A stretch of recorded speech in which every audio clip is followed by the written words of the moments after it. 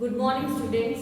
Today we are going to start our new chapter number 14, electric currents and its effect. इस chapter में हम electric current के बारे में डिस्कस करेंगे और उसके क्या इफेक्ट्स होते हैं वो इस चैप्टर में हम डिस्कस करेंगे। उससे पहले सबसे पहले हमें इलेक्ट्रिक सर्किट के बारे में समझना पड़ेगा for the electric current. Electric current को समझने के लिए सबसे पहले हमें इलेक्ट्रिक सर्किट के बारे में अंडरस्टैंड करना पड़ेगा। इलेक्ट्रिक सर्किट क्या होता है आपको पता है। अब जो भी एक इलेक्ट्रिक सर्किट को हमें स्टडी करने के लिए हमें एक बल्ब की जरूरत पड़ती है, वायर्स की जरूरत पड़ती है, राइट। तो जो बल्ब है और जो वायर है, बल्ब है, वायर है और सेल है। सबसे पहले जो सेल है वो है क्या? Cell is a form of energy, एक एनर्जी का फॉर्म है। उसके अंदर क्या होता है? उसके अंदर केमिकल प्रेजेंट होता है जिसके कारण वो इलेक्ट्रिक एनर्जी को जनरेट कर सकता है, राइट। सेल में केमिकल प्रेजेंट होता है जिसके कारण वो एक इलेक्ट्रिक एनर्जी को जनरेट कर सकता है। इसीलिए इलेक्ट्रिक सर्किट को हमें शो करने के लिए, उसका एक्सपेरिमेंट करने के लिए हम बल्ब और सेल का वायर्स का और बल्ब का यूज करते हैं। आपको कोई भी एक्सपेरिमेंट करना है तो उसके लिए आपको सेल का ही यूज करना है। उसके लिए आपको कोई भी सॉकेट का ऐसा कुछ किसी को टच भी नहीं करना, ये तो आपको शॉक लग जाएगा। किसी भी सॉकेट को टच नहीं करते हैं, इससे क्या हो जाता है? हमें शॉक लग जाता है। कोई भी हमें एक्सपेरिमेंट करना है उसके लिए हमने सेल का ही यूज करते हैं। क्लियर? अब जो सेल है, सबसे पहले सेल आपको पता है it's a form of energy, उसमें केमिकल प्रेजेंट होता है जिसके कारण उसमें से इलेक्ट्रिसिटी जनरेट हो सकती है, राइट। अब जो सेल है, सेल में दो टर्मिनल्स होते हैं, positive terminals and negative terminal. जो पार्ट थोड़ा उभरा हुआ होता है वो होता है सेल का पॉजिटिव टर्मिनल, और जो प्लेन होता है, ठीक है, वो क्या होता है? सेल का नेगेटिव टर्मिनल। सेल के two terminals are present in a cell, negative and positive, right. ये समझ में आया? जो थोड़ा उभरा हुआ पार्ट है वो पॉजिटिव है, जो प्लेन है वो है नेगेटिव है। क्लियर? अब इसके लिए आपको क्या करना है? आपको वायर्स लेनी है, आपको बल्ब लेना है और आपको बल्ब लेना है, सेल लेना है। ये देखो, ये मैंने सेल लिया, ये मैंने वायर्स लिया, राइट। इन वायर्स को इसके साथ अटैच करो। इन वायर्स को हमने सेल के साथ अटैच करते, बल्ब के साथ अटैच करा। ये पूरा बल्ब के साथ अटैच होते, पहले सेल से अटैच करा, फिर हमने बल्ब के साथ अटैच करते, ये क्या हो गया? मेरा एक सर्किट बन गया। क्लियर? इसके लिए मेरे को एक सर्किट बनाने के लिए मेरे को वायर्स चाहिए, सेल चाहिए और बल्ब चाहिए, राइट। सेल में क्या हुआ? सेल को हमने वायर्स के साथ अटैच करा, वायर्स के साथ अटैच करके हमने बल्ब के साथ अटैच करा। जब ये सर्किट कंप्लीट हो जाएगा, तो ये बल्ब ग्लो करेगा, राइट। यदि ये सर्किट कंप्लीट हो जाता है, पूरा कंप्लीट हो जाता है, तब ये क्या करेगा? बल्ब क्या करेगा? ग्लो करना शुरू कर देगा। यदि इस सर्किट कंप्लीट नहीं होता, इसमें कोई ब्रेक होता है, यदि इस सर्किट में कंप्लीट नहीं है, कोई ब्रेक हो जाता है, कोई वायर्स में ब्रेक हो जाता है, तब ये बल्ब ग्लो नहीं करता। इलेक्ट्रिक करंट पास आउट करने के लिए जो सर्किट है, इलेक्ट्रिक करंट तभी पास आउट होगा यदि सर्किट कंप्लीट होगा। यदि सर्किट कंप्लीट नहीं है तो इलेक्ट्रिक करंट कभी भी पास आउट नहीं होगा। अब यहाँ पे जो इलेक्ट्रिक सर्किट क्या है? पूरा कंप्लीट है, ये वायर्स पूरी अटैच है एक दूसरे के साथ, ये पॉजिटिव के साथ, नेगेटिव के साथ, बल्ब के साथ पूरी तरह से अटैच है। ये सेल के दो टर्मिनल्स थे, पॉजिटिव और नेगेटिव, इनके साथ पूरी हमने अच्छे से वायर्स को अटैच करा हुआ है। तो यहाँ से क्या होगा? करंट फ्लो करेगा, यहाँ से करंट फ्लो कर रहा है। इसीलिए करंट फ्लो क्यों कर रहा है? क्योंकि यहाँ पे सर्किट क्या है? कंप्लीट है। यदि मैं यहाँ पे कोई ब्रेक कर देती हूँ, यहाँ पे मेरा सर्किट ब्रेक हो जाता है, अब करंट फ्लो करेगा? नहीं करेगा, क्योंकि सर्किट क्या हो गया? ब्रेक हो गया। सर्किट ब्रेक होने की वजह से करंट फ्लो नहीं करेगा। करंट फ्लो तभी ही करता है जब सर्किट कंप्लीट होगा। सर्किट कंप्लीट नहीं है तो करंट फ्लो नहीं करेगा। क्लियर? अब देखो, यदि सर्किट कंप्लीट होगा तो यदि सर्किट ये कंप्लीट है तभी ये क्या होगा, क्लोज सर्किट बोलते हैं। यदि सर्किट कंप्लीट है ना तब इसको हम क्या बोलते हैं, क्लोज सर्किट। ठीक है, यदि सर्किट क्लोज होगा तो करंट फ्लो कर रहा है। अब ये सर्किट ओपन हो गया, ठीक है, टूट गया, तो ये क्या है, ब्रेक आ गया इसमें, तो ये क्या हो गया, ओपन सर्किट है। जब ओपन सर्किट होगा तो करंट फ्लो नहीं करेगा, बल्ब फ्लो नहीं करेगा। जब सर्किट क्लोज होगा तब करंट फ्लो करेगा, बल्ब ग्लो करेगा।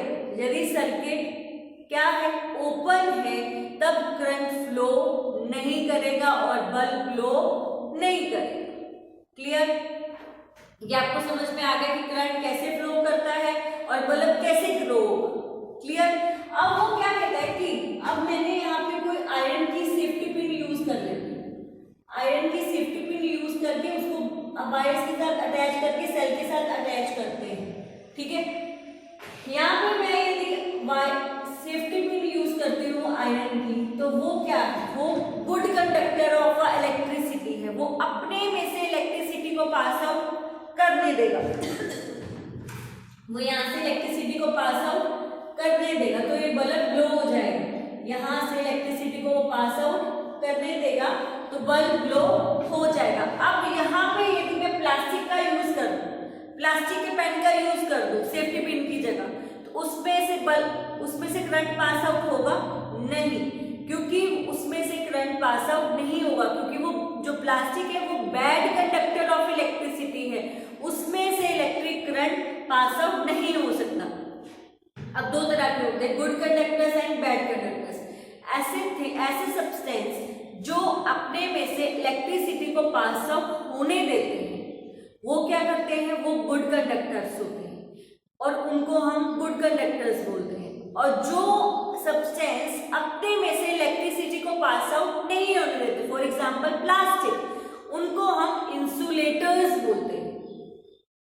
ठीक है, वो बैड कंडक्टर तो है ही है, पर उनको हम क्या बोलते हैं, इंसुलेटर्स बोला जाता है, क्योंकि वो अपने में से इलेक्ट्रिसिटी को पास आउट नहीं होने देते। अब यहाँ पे सेफ्टी पिन होगा तो वहां पे इलेक्ट्रिसिटी पास आउट करने देगा और बल्ब ग्लो करेगा। यदि हम यहाँ पे प्लास्टिक यूज कर देते हैं तो यहाँ पे वो इलेक्ट्रिसिटी को पास आउट नहीं होने देगा, क्योंकि वो इंसुलेटर है।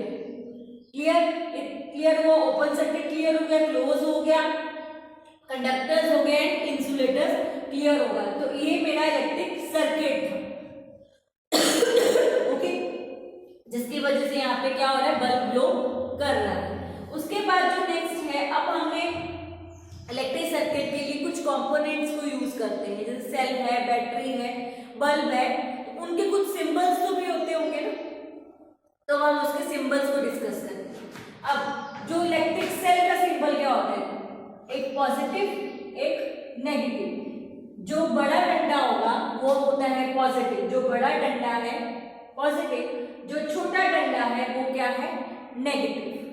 राइट? ये था सेल का सिंबल, जो बड़ा है डंडा है वो पॉजिटिव, जो छोटा डंडा है वो नेगेटिव, जो बड़ी लाइन है पॉजिटिव, जो छोटी लाइन है वो क्या है, नेगेटिव। ओके, अब वो क्या बोलता है कि जो बैटरी किसको बोलते हैं। अब मेरे पास एक सिंगल सेल है, यदि एक सेल का पॉजिटिव टर्मिनल दूसरे सेल के नेगेटिव टर्मिनल से मैं ज्वाइंट कर देती हूँ, एक सेल के पॉजिटिव टर्मिनल को दूसरे सेल के नेगेटिव टर्मिनल से, ठीक है, मैं ज्वाइंट कर देती हूँ, तो वो क्या बन जाता है, वो बैटरी में चेंज हो जाता है। सिंगल है तो वो सेल है, यदि एक से ज्यादा मेरे पास सेल है और उस एक का पॉजिटिव दूसरे के नेगेटिव से मैं अटैच कर देती हूँ, तो वो क्या बन जाता है, वो बैटरी बन जाता है। राइट? देखो, one positive second negative, when positive terminal of one cell connected to the negative terminal of other cell, such a combination is called a battery. एक सेल का पॉजिटिव टर्मिनल दूसरे सेल के negative terminals के हम joint कर देते हैं, तो वो क्या हो जाता है, वो बैटरी बन जाता है। अब आप सेल्स अब देखते हो जो हम रिमोट में यूज करते हैं, और जो तुम्हारे रिमोट्स हैं या तुम्हारे कोई टॉयज हैं, उनमें सिंगल सेल नहीं चलता, उनमें दो सेल्स ही चलते, दो से ज्यादा भी चलते, चार भी जाते हैं, तो वो क्या होते हैं, वो बैटरी है, वो सेल में अब नहीं काउंट होगा। और आप देखते हो एक सेल के पॉजिटिव टर्मिनल को दूसरे सेल के नेगेटिव टर्मिनल के साथ ज्वाइन करते हैं तभी वो थिंग है वो ऑपरेट होती, अदरवाइज वो ऑपरेट नहीं होगी। दोनों का पॉजिटिव कर दोगे ना तो कभी भी वो चलेगा ही नहीं, एक का पॉजिटिव होगा दूसरे का नेगेटिव होगा, क्रॉस में होता है तभी वो थिंग ऑपरेट करेगी, अदरवाइज वो थिंग ऑपरेट करेगी ही नहीं। क्लियर? देखो ये पॉजिटिव ये नेगेटिव, फिर नेगेटिव के बाद पॉजिटिव, फिर पॉजिटिव के बाद नेगेटिव, पॉजिटिव को नेगेटिव के साथ, नेगेटिव को पॉजिटिव के साथ, पॉजिटिव को नेगेटिव, मतलब दोनों क्रॉस में होने चाहिए, एक का पॉजिटिव दूसरे का नेगेटिव, ऐसे ही होना चाहिए, एक का पॉजिटिव दूसरे का नेगेटिव, दोनों सिंबल पॉजिटिव पॉजिटिव होगा या नेगेटिव नेगेटिव होगा तो वो क्या है, कभी वो थिंग ऑपरेट करेगी ही नहीं। राइट? तो ये था मेरा बैटरी। अब नेक्स्ट है मेरा बल्ब। अब बल्ब का सिंबल कैसे होता है, बल्ब का सिंबल ऐसे होता है, गोल करके उसको ऐसे क्रॉस में डाल देते हैं तो वो मेरा क्या होता है, बल्ब का सिंबल है। अब स्विच ऑन में ऐसे लाइन होती है, ये स्विच ऑन का सिंबल है। स्विच ऑफ का, अब यहाँ स्विच ऑफ मतलब सर्किट ब्रेक हो गया तो ये ब्रेक हो गया तो ये अलग हो गया, तो ये स्विच ऑफ का सिंबल होता है। ये सिंबल्स है जो आपको अपने माइंड में रखने हैं, ये पेपर्स में पूछे भी जा सकते हैं। उसके बाद वायर का तो पता ही, ये सिंपल वायर है, ये वायर का सिंबल है। क्लियर? तो ये सिंबल्स थे कंपोनेंट्स के जो हम इलेक्ट्रिक सर्किट्स में यूज करते हैं। इसमें हमने डिस्कस करा इलेक्ट्रिक सर्किट कैसे कंप्लीट होता है, open circuit, close circuit, current कैसे फ्लो होगा, यदि सर्किट कंप्लीट होगा तभी करंट फ्लो होगा, अदरवाइज वो करंट फ्लो नहीं होगा। यदि सर्किट कंप्लीट नहीं है तो करंट फ्लो नहीं होगा। क्लियर? फिर हमने कंडक्टर्स और इंसुलेटर्स के बारे में डिस्कस करा। नेक्स्ट वीडियो में डिस्कस करेंगे कि आगे और इलेक्ट्रिक सर्किट को हम और आगे एल्गोरिथम में डिस्कस करेंगे। आज का यहाँ पे हमारा फिनिश्ड होता है, नेक्स्ट वीडियो में शुरू करेंगे।